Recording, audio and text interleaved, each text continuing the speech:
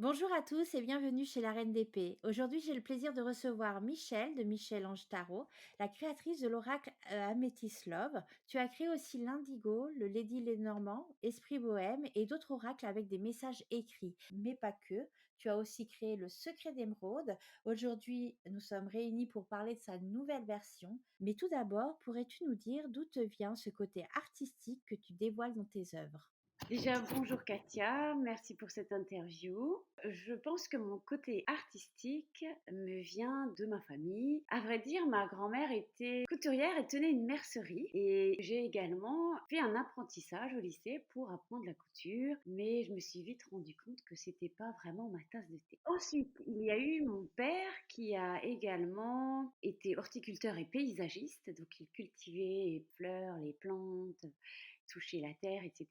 Et en parallèle, il était également passionné par la brocante et tenait un petit magasin d'antiquités. Il achetait et revendait des meubles, des objets anciens, les restaurait, les décapait. Et il était également doué pour le polychrome. Il m'avait même initié pour dessiner un soleil. J'étais très jeune, j'avais 6 ans. J'ai également mon fils aîné qui est coiffeur et j'aurais pu être une bonne coiffeuse parce que j'adore m'occuper des autres, les cheveux. Mais finalement, c'est quand même quelque chose que j'ai très vite oublié ensuite. Voilà un peu d'où vient probablement toute cette créativité. D'accord, donc une grande famille d'artistes dans différents domaines. Et pourquoi toi, tu as choisi la cartomancie pour exprimer ton art? Eh bien, déjà pour commencer, ma maman, elle m'avait acheté un magazine où il y avait un jeu de cartes, un petit jeu de tarot de Marseille qui était pour débutants. Mais c'est vrai que j'étais jeune, un peu plus âgée, mais je ne savais pas l'utiliser. J'étais heureuse qu'elle me l'ait acheté, je l'ai rangé dans un tiroir. Et c'est vrai que j'étais toujours fascinée par tout ce qui était caché, mystique, un peu secret. Et donc, à mon adolescence, j'ai ressorti et je me suis tentée à faire des tirages et essayer un petit peu plusieurs tirages avec les copines, etc. Et surtout, ce qu'il faut dire aussi, c'est que j'étais également passionnée par le papier, les cartes. Il est vrai également que j'ai travaillé dans une imprimerie en Allemagne. Je garde un très bon souvenir de cette expérience dans une imprimerie. Alors, quel fut le déclic qui a fait que tu t'es lancé à créer ton propre oracle?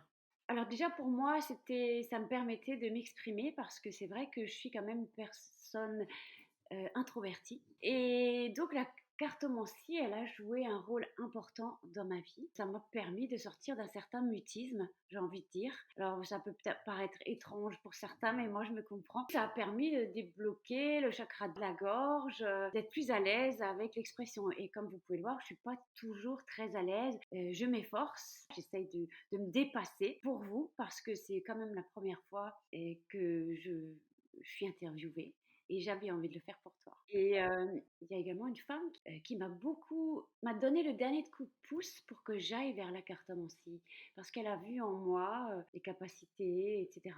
J'ai beaucoup échangé avec elle dans des groupes sur Facebook parce que j'étais pendant 2-3 ans sur des groupes Facebook où je proposais notamment des tirages gratuits et des ressentis et ce genre de choses dans le partage, l'échange, la bienveillance et tout ça. Donc, ton premier jeu que tu as créé, c'est l'Amethyst Love. Pourquoi, en fait, les raisons de cette création et le nom que tu as choisi? Alors, je vais tout vous expliquer parce que dans tout ce que je fais, il y a toujours une partie de moi, de mon histoire, de mon vécu.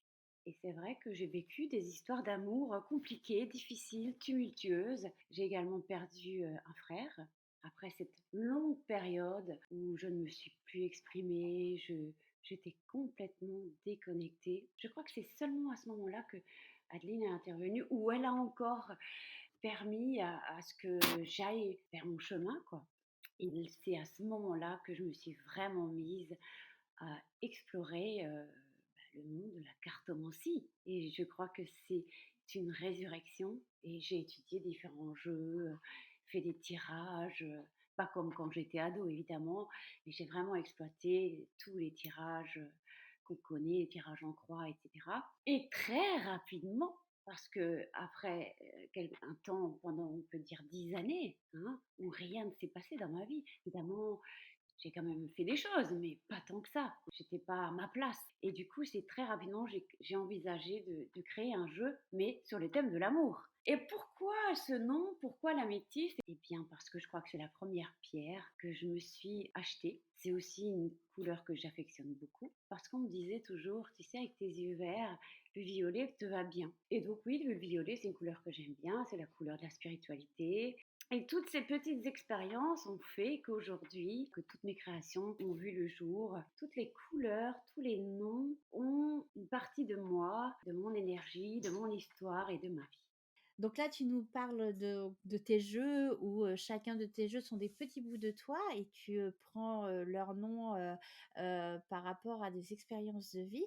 Donc, pour l'oracle où nous sommes réunis aujourd'hui, où tu as fait la nouvelle version de l'oracle Mhm. secret d'émeraude, c'est pour ça aussi que tu l'as appelé émeraude avec cet œil en relation avec, tes yeux couleur vert?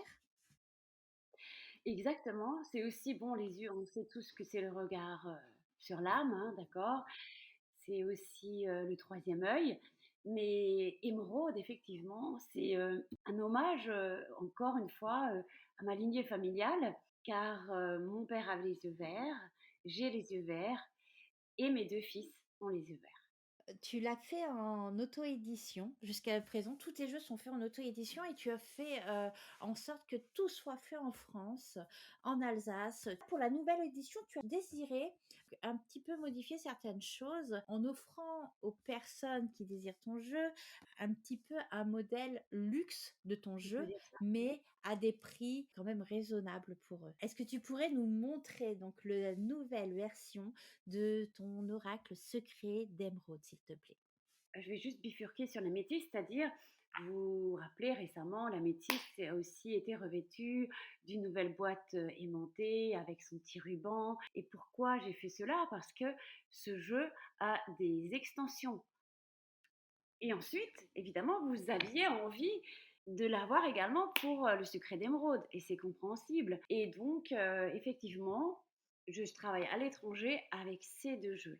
L'améthyste avec sa nouvelle boîte et la nouvelle version qui va sortir incessamment sous peu est également revêtue de cette nouvelle boîte. Et d'ailleurs, il y aura à présent deux mots-clés en anglais. Précédemment, il y avait seulement un mot-clé en anglais et quatre en français. Les quatre en français sont toujours visibles, mais il y en a un de plus en anglais. Dans celui-ci, est-ce que tu as une ou plusieurs cartes qui te plaisent, le plus? Est-ce qu'elles ont une histoire pour toi? Est-ce que tu peux nous les montrer? Alors, donc c'est encore l'ancienne version, hein. Vous voyez pas encore le deuxième mot-clé et sont abîmés parce que je les utilise beaucoup, hein, d'accord. Donc j'attends impatiemment cette nouvelle version. Donc la première carte que j'ai choisie, c'est la carte de la solitude, de la réflexion, de l'isolement. Mais la solitude n'est pas forcément mal vécue. Pour moi, elle n'est pas mal vécue. Moi, ça me permet de réfléchir à mes nouvelles créations ou à une remise en question, à me recharger, à me ressourcer.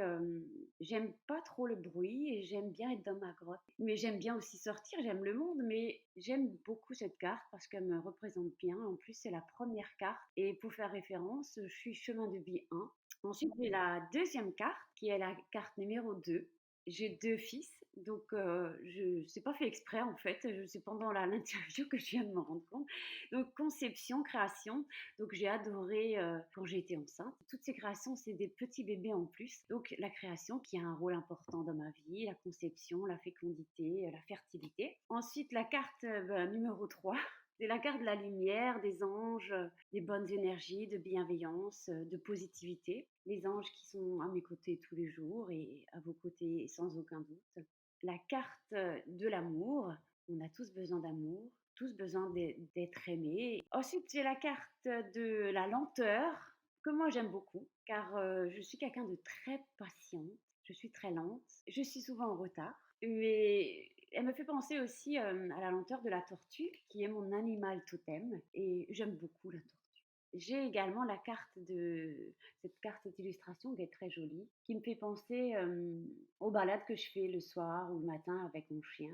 Et bah, c'est mon environnement, je réside à la campagne. Et qu'est-ce qu'elle dit aussi? Bah, c'est le bonheur, c'est l'entente et la réconciliation me fait penser au pardon. Pour les personnes qui aimeraient se le procurer, où peuvent-ils, l'obtenir? Parce que là, en ce moment, il est en précommande, mais comment, peut-on accéder à ces précommandes ou lorsqu'il ne le sera plus, pouvoir, se l'offrir?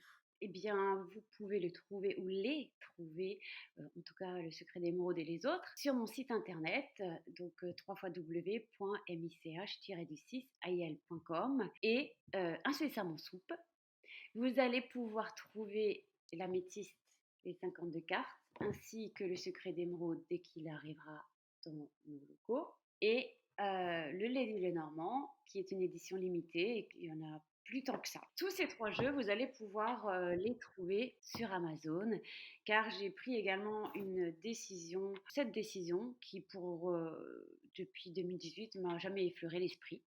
Est-ce que tu as d'autres projets en cours? Alors, vous connaissez tous l'application Page ou Note, j'ose pas vous la montrer parce que j'ai énormément d'idées, tout m'inspire, tout ce que je vois. Voilà, je suis toujours inspirée, mais c'est vrai qu'il faut faire attention à la trésorerie parce qu'il faut me freiner. Moi, je suis quelqu'un de très excessive. Je peux ou ne rien faire ou alors aller dans l'excès. Il faut également avoir une certaine rigueur. Oui, j'ai des projets, j'ai énormément de projets. Déjà, pour les fêtes de fin d'année, il y aura la parution de la quatrième et dernière extension pour l'améthyste qui clôturera le jeu à 100 cartes, mais peut-être qu'il y aura 3 cartes bonus. Ensuite, la rédaction du livret. Dès que ce jeu sortira, il y a un PDF qui est déjà prêt pour vous. Vous me faites part de la demande d'obtenir le PDF pour avoir plus d'explications pour chaque carte. Vous l'aurez. Mais en parallèle, j'envisage également de créer un guidebook à spirale pour le jeu, le même guidebook que pour l'améthyste.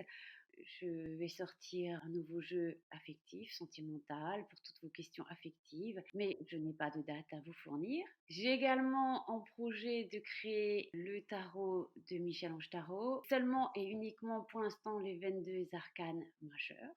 Ensuite, j'ai eu aussi des propositions de projets en collaboration. C'est en pourparlers pour l'instant.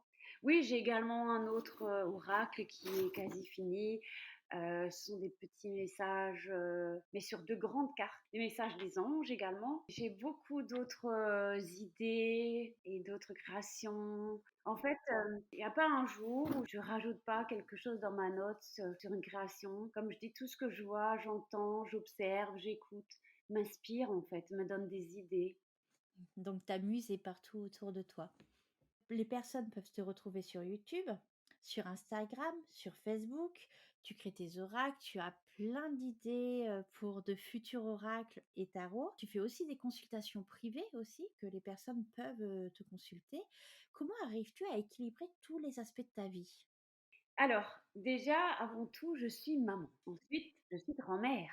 Et ensuite, je suis cartomancienne. Et donc, je vous avoue qu'il y a des jours, c'est très difficile, il faut pas se mentir, c'est vrai. Mais j'essaie de concilier un peu tout en même temps. Il y a des jours, j'y arrive, il y a des jours où j'y arrive pas. Et le monde de l'entrepreneuriat, ce n'est pas une chose facile. Ah, il y a la compta, il y a les papiers, il y a les déplacements à l'imprimerie, enfin, tous ceux qui ont déjà créé des cartes savent de quoi je parle. Et puis surtout, moi j'aime me rendre à l'imprimerie quand je travaille avec mon graphiste. Je suis à côté de lui ou à côté d'elle. Parfois c'est un homme, parfois c'est une femme parce que j'ai plusieurs personnes qui travaillent avec moi.